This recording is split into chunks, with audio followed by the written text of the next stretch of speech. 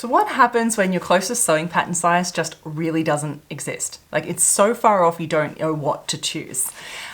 Do you learn to sew or do you learn to make patterns? Like, you're probably asking yourself these questions.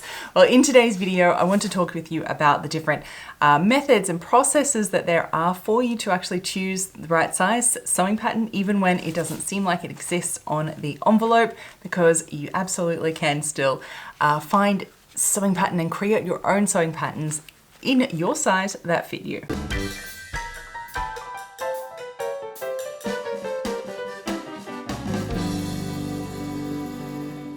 Welcome back, my sewing friends. I am delighted to see you here again. If you are actually brand new here, welcome. My name is Evelyn Wood, and here on this channel we talk everything about garment sewing, so you can sew the clothes that you dream of in your head. So if you haven't already, do hit the subscribe button down below, because today's video idea came from a previous video. So if you're liking this vein of like fitting clothes that fit, that's what we do here, so hit the subscribe.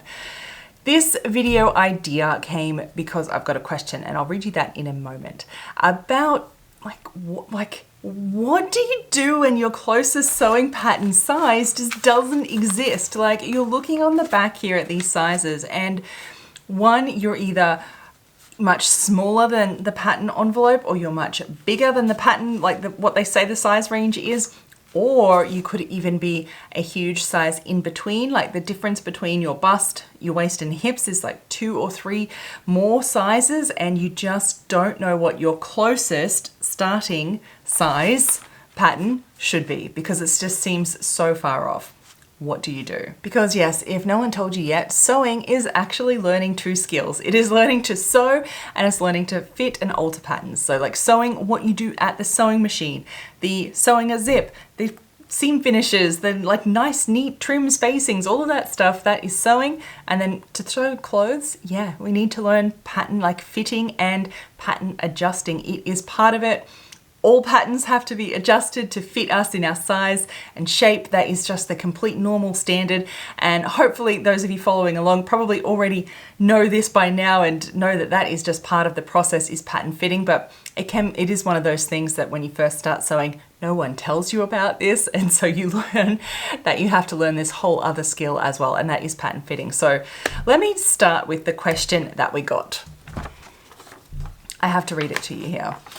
Okay, so this was a comment left on one of my last videos. I can't remember what the name is, but I'm going to put it here. It's about pattern fitting. And one of the comments I left were from Zone was, what do you do if your closest size doesn't really exist? I'd love to get into sewing. I've been watching videos of people doing it for years, but the biggest thing stopping me is inaccessibility when it comes to patterns. I'm a very petite person all around, and I've never seen a sewing pattern that wasn't multiple sizes too big. Never seen anything even close to my measurements. In fact, the reason I've wanted to get into sewing is because I simply cannot find clothes in any stores. Unless I cave and buy from the junior section, kids' clothing isn't preferable because the last thing I want is to look like even more of a child than I already do. Lol. Everything I'd like to wear is always too baggy, falling off, or bunching at my ankles. I'm beginning to wonder if learning to make my own patterns would save me the stress in the long run. So I think you can understand here, and I'm sure you can relate to this question in some part, because I think we all get there. And yes, Zone, the very first answer is learning to pattern make is part of learning to sew clothes, the 2 skills that we need. I want to offer you some different perspectives. So what do you do in these situations? I think generally we have 2 main ways that we can use sewing patterns, in our home sewing. The first one is to have a commercial pattern, or I'll call a fashion pattern in this video, and we tweak it, we make alterations to fit us. That's pretty standard, that's normal. Or you can start from scratch and produce a block or a sloper, i.e. generally in the sense it's meant to be used is a designless basic block pattern, bodice, dress, pant, etc. And then you alter that pattern because it's made to fit you in your individual body, and then it's made into the design that you want it to be. So you kind of, obviously the end result, but there's two different methods to get there. And of course, there is no one way to do anything, and the right answer for you will depend on all the pros and cons that we're going to talk about from each of these two methods. If you are just starting out on your pattern fitting journey and just starting to fit patterns, this might be a little bit confusing if you haven't started this process yet, but bear in mind and just keep it open mind and think about it as where you're headed as you go down your fitting path. Those of you that have already delved into starting to fit and alter patterns, I think this video and what I'm going to explain will gel really nicely and put into perspective maybe just how you look at fitting your patterns and what you create and do with your closest standard size that you start with, so to say. Let's look first of all at using a fashion pattern, a commercial pattern, and using your closest standard stock size. And you would then fit this to your body and you make it fit. That's, I think, the most common kind of process. Let's look at the pros of this one. One, the hard work of designing designing a design, something that looks good. All the hard work is done for you. They have measured all the proportions, everything's in there. They've done the hard collar, they've worked all that out. All that is done for you. And the other pro is that usually most of us only really have to learn 1 to 3, I find is the most common sort of fit issues that we usually come up with. And then once you learn these 1 to 3 fit issues and how to make the pattern adjustments, you just really rinse and repeat on sort of every other pattern that you get. So you don't need to learn all of the fitting alterations. You'll only find a few that you really need for yourself. For example, myself, I always need to make the hips bigger.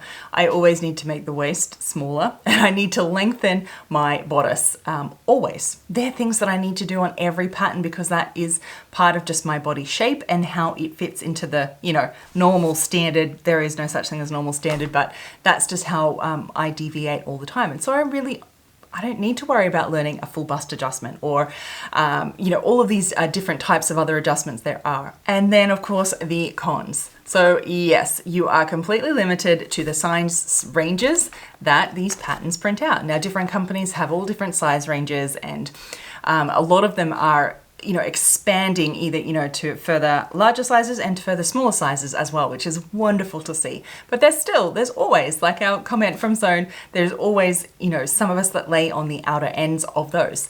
Or your actual body shape is that your difference between, say your bust, your waist, your hip, if these deviate from the standard sort of, 2, 3, 4 more sizes difference in shape, it can be really hard to kind of figure out which standard size do you go with if, what your bust is here, but your waist is up here on this size, and then your hips is way down here. I mean, we're all a little bit different, but when you're sort of 3+ sizes, it gets really tricky to figure out. And so it can be kind of challenging to figure it out.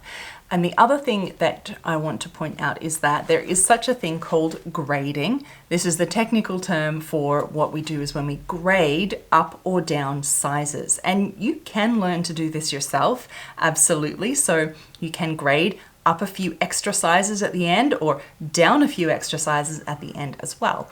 As a standard general rule though, I say anything up to 3 sizes, you can usually do yourself, learn and that whole process and do yourself. Any more than that, and it becomes quite challenging because you have lots of things of body proportions, and I won't go into high detail in this video because I want to keep it on point. But it does become quite a bit more complicated as the body grows larger, in more sizes or with decrease or increase. It just becomes a little bit difficult to do with proportions and things, and you really need to know what you're doing. So generally up to 3 sizes grading, you can absolutely learn yourself. So that might be an option there, is actually to grade your pattern up or down into the size that you need either end, and then use that as your standard starting size from there. Let's compare this though to the other option, and that is kind of doing it the other way around. And that is to create yourself a block or a sloper, and then designing that in the design that you want. So a block or a sloper is a basic, be it bodice, a basic pant, a basic dress, kind of like a designless, block is what we'll say, is what the term that I use. And then, you know, it's made to your body measurement, so it's all fitted and perfect to you. And then you create designs from there. This is how fashion houses work, of course. The way you can get to making your block, there's many different options. You can literally start by plotting out measurements and like creating shapes. You can drape it on a mannequin. You can, there are companies that produce sort of block patterns and then you fit them, etc. There's all different methods to get there. We'll leave it at that for today. I have made other videos about blocks and slopers. I'll link that down below as well for you to reference later. And let's look at some of the pros of this one. Is that, well, it's fitted exactly to you. Once you do the fitting and all of the sizing, of course, you do that and it's all done. And then the other the pro is that once you, if you like to wear the same design, say the same shape, you just have that one dress style, that one pant style that you just love over and over, and you like to make that same thing over and over and over, and just different fabrics, different colors, slight different designs, only very small, but the same thing over and over. This is perfect because you only have to do the alteration once and you just keep making it. Some of the cons though, if you like wearing different types of garments and want to make different types of garments, you have to learn how to actually pattern make and design all of those different design changes every single time. For example, your bodice, your basic bodice will just be that. If you want a button-up shirt collar, you will have to learn how to make a collar, how to make a button extension, how to put the sleeves. You have to do that every single different time. So that is quite challenging, and that's when you have to design too. Make everything in proportion and actually get the silhouette and the design working. This takes a lot of skill to learn. It's why fashion designers get paid so much sometimes, because they can design things that just look good and work. Now comparing the two of these options here. Of course, as I said, there is no one answer and it all just depends. But I find the most useful tool is a bit of both of these.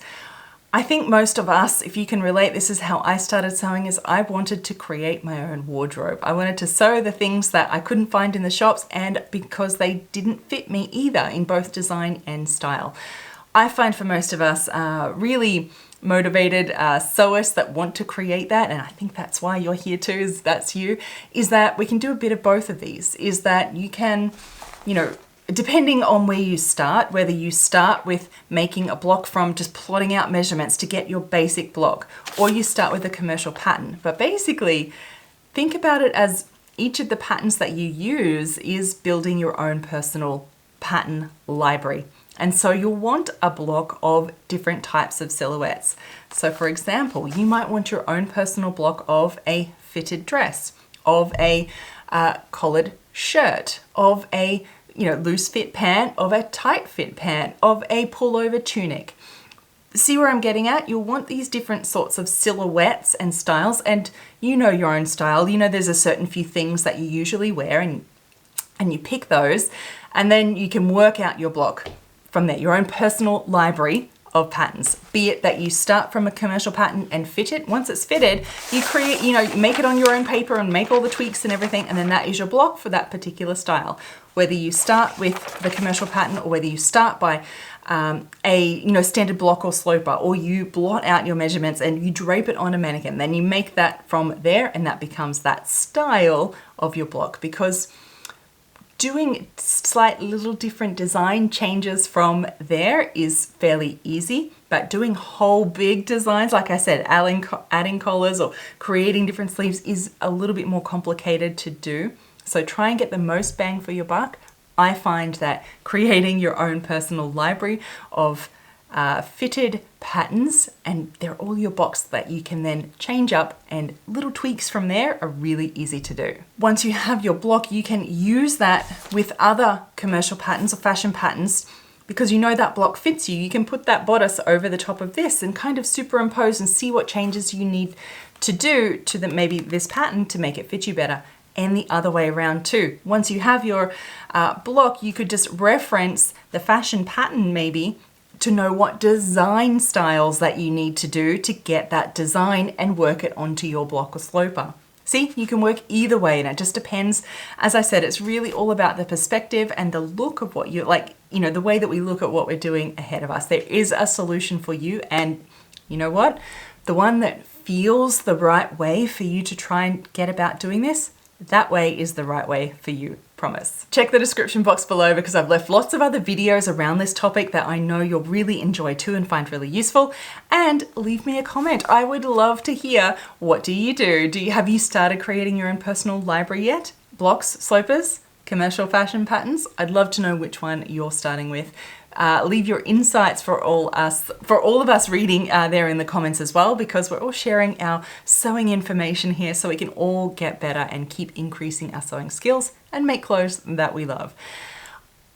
Until next time, my sewing friends, happy sewing. Bye.